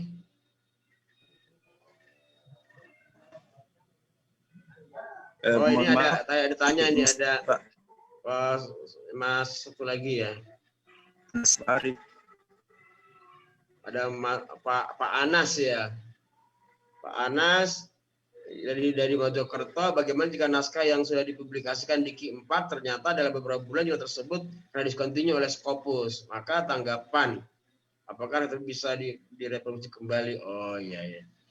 Ya, artikel yang sudah dipublish itu sudah tidak bisa dipublikasi lagi kecuali dengan baru betul. Saran saya sih ya itu enggak usah direplikasi ya, kecuali sebagian kecil gitu. Kalau mau direplikasi jangan mayoritas, nanti kita akan terkena kepada self plagiarism, dan itu juga suatu etika yang kurang baik gitu. Ya anggaplah itu sekedar pengalaman bagi kita, tapi kan kita juga sudah berhasil mempunyai publikasi di jurnal Ki 4 saya kira gitu. Nanti kalau mau direplikasi, saya kira direplikasi itu sebagian besarnya harus diganti, termasuk datanya, kemudian subjeknya, gitu ya. Mungkin kalau dia berbasis kawasannya diganti, tapi metodenya mungkin bisa sama. Tapi kalau kalau fokusnya datanya masih sama, menurut saya tidak baik, ya, tidak perlu direplikasi lagi. Ya sudah, itu sejarah, ya katakanlah sejarah yang kurang beruntung. Publish di jurnal Scholarly 4 tapi kemudian discontinued, tapi nggak apa-apa, ya kan, masih banyak waktu gitu. Kalau direplikasi dalam bentuk metode, saya kira enggak masalah. Tapi kalau sudah konten datanya sama, saya kira, apalagi kawasannya juga di situ, saya kira kan itu sama saja dengan pengulangan, dan itu satu yang tidak direkomendasikan bagi publikasi di artikel internasional. Saya kira itu ya dari Mas Anas. Silakan Mas Adil. Baik, itulah tadi penjelasan dari Pak, bagaimana kepada audiens, apakah masih ada pertanyaan yang ingin disanggah?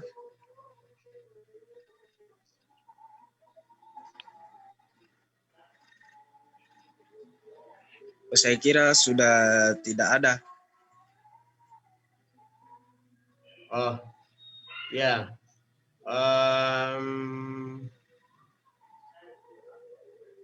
Ya, tidak apa-apa. Ya, kalau sudah berarti saya akan bagi ini slide-nya, ya. Di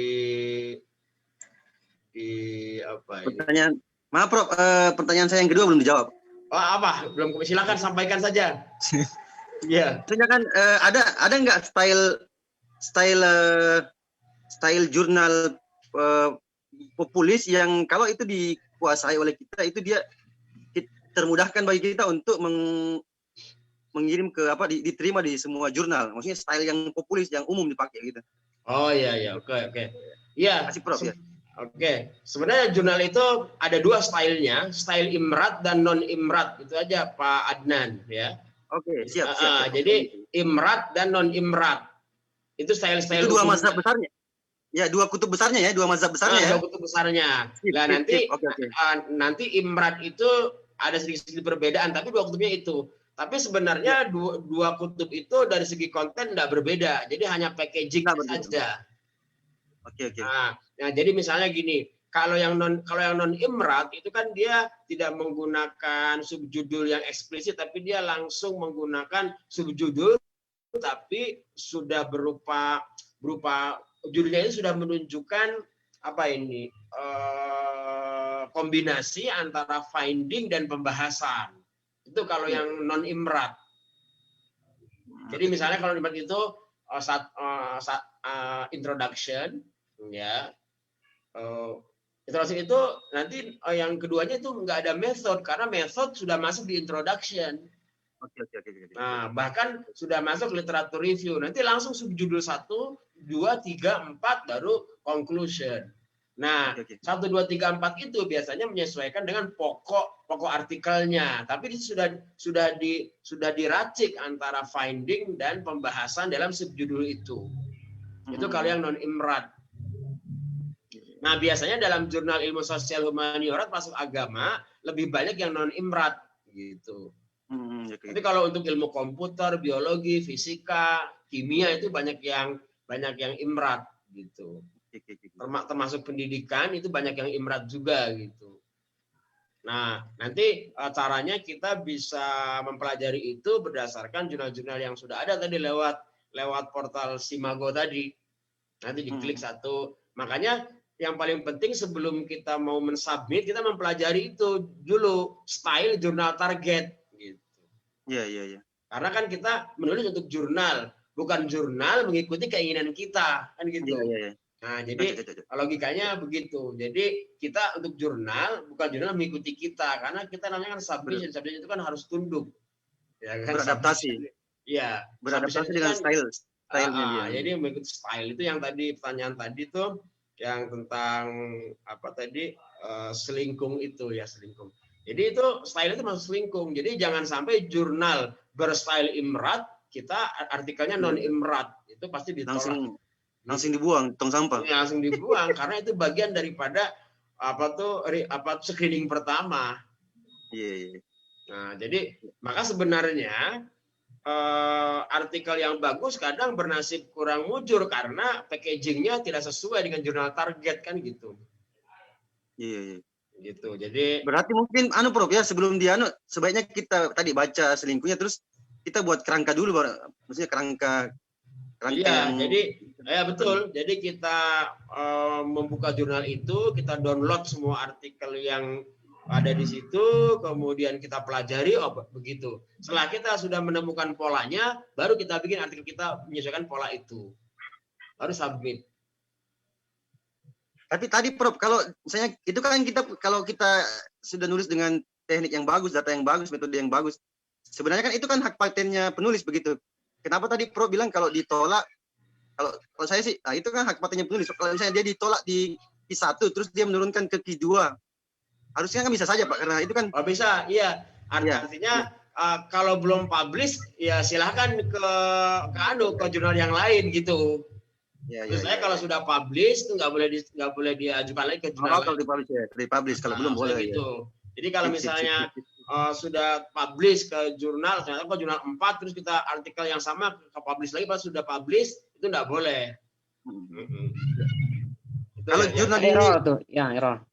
Kalau jurnal di luar negeri, Prof, tadi sama ya stylenya ya, imrat dan non imrat ya? Iya, itu dua kutub besar di dalam dunia perjurnalan. Yang di dunia ini gitu, imrat dan non imrat. Iya. Itu aja dua ya. Iya. Nah, biasanya ada juga jurnal yang nanti mengikuti model penulisan yang populer ada. Jadi yang sampingnya yang tadi, Reni. Ya gitu, Pak Adnan. Oke, Prof, makasih Prof. Ya, sama-sama. Mantap.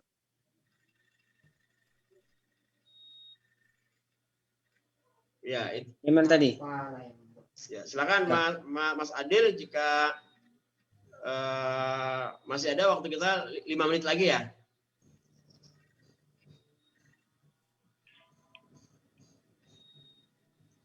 Lagi sampai jam 18.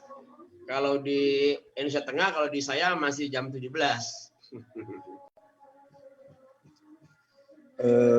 Baik, kepada pihak audiens, bagaimana? Apakah masih ada sanggahan?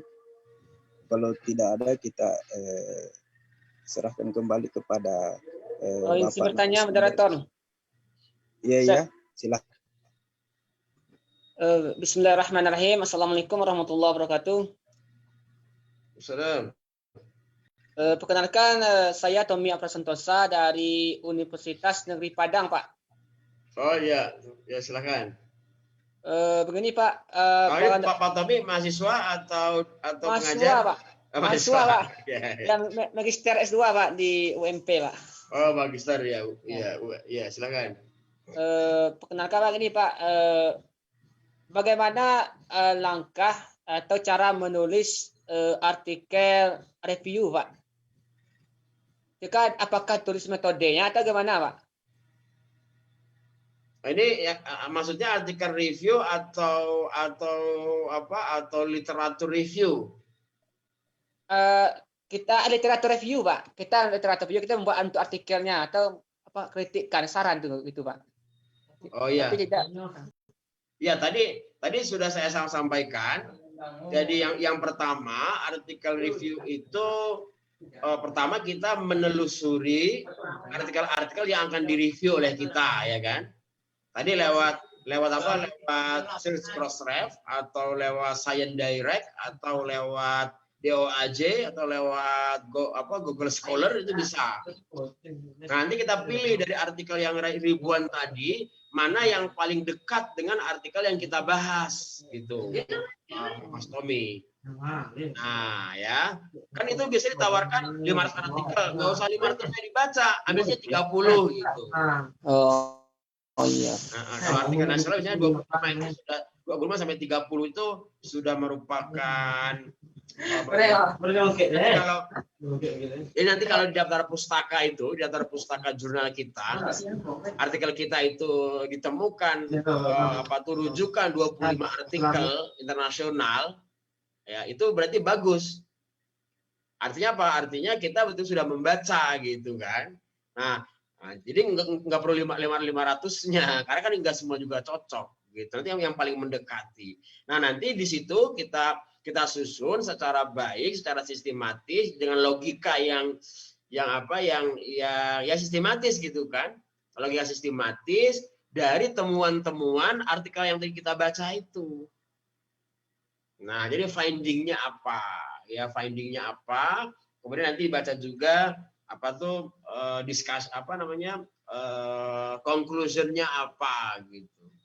Nah, nanti setelah itu dibaca, kan kita bisa memposisikan artikel kita di antara 25 artikel itu kita apa sih bedanya gitu.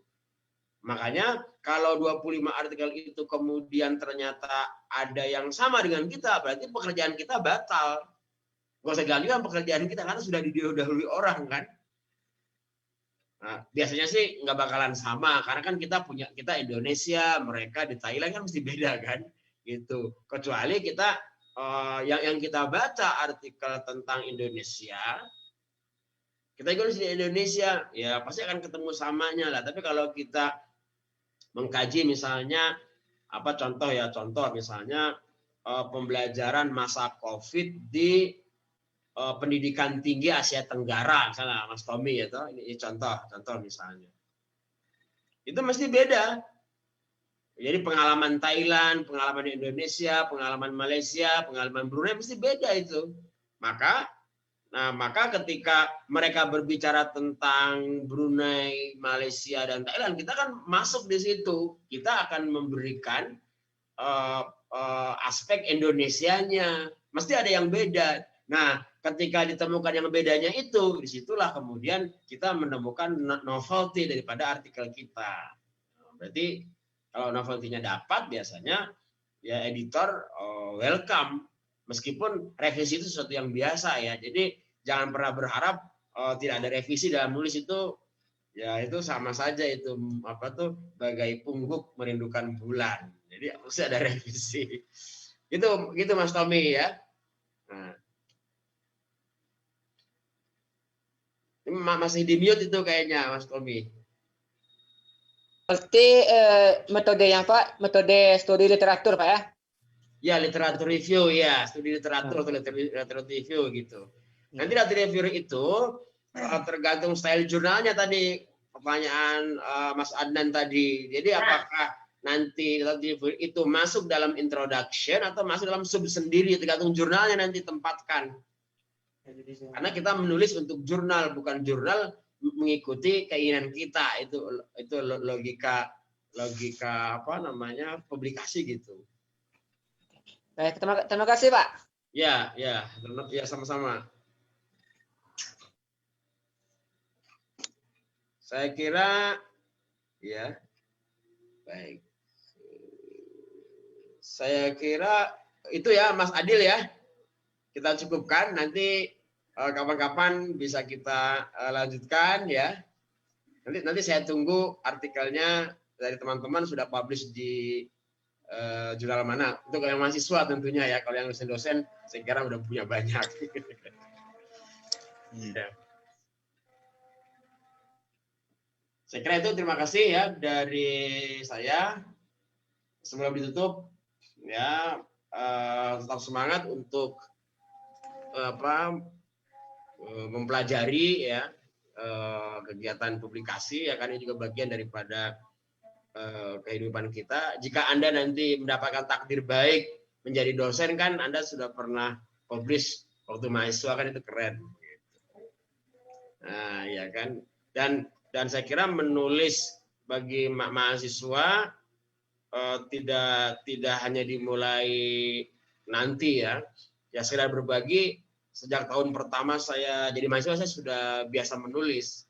Tapi bukan menulis jurnal, menulis kolom, menulis artikel pendek gitu kan. Kemudian dibaca teman-teman. Itu nanti Anda akan terlatih gitu ya. Nanti kalau sudah masuk kepada tahap akademik, Anda tinggal menguatkan kontennya. Tapi ketika menyusun bahasa, Anda tidak perlu bermasalah lagi ya. Karena kan menulis itu kan bukan hanya konten substantif saja, tapi juga ada yang sifatnya ini ya, soft skill-nya gitu ya. Jadi soft skill itu kan nggak begitu substantif, tapi dia penting. Seperti misalnya bagaimana menyusun kalimat yang baik, ya kan. Nah itu saya kira penting supaya bahasa yang digunakan itu mengalir. Saya kira itu, terima kasih atas perhatiannya, ya, tetap semangat, ya, semoga bermanfaat apa yang kita diskusikan pada sore ini. Waktu saya kembalikan kepada Mas Adil atau moderator. Assalamualaikum warahmatullahi wabarakatuh. Waalaikumsalam warahmatullahi wabarakatuh. Baik, cukup sampai di sini diskusi kita pada hari ini. Kami dari teman-teman Himpunan Mahasiswa Islam mengucapkan banyak terima kasih kepada Kakanda narasumber yang sempat menemani diskusi kita pada hari ini. Dan teruntuk kepada teman-teman audiens, saya juga pribadi banyak terima kasih karena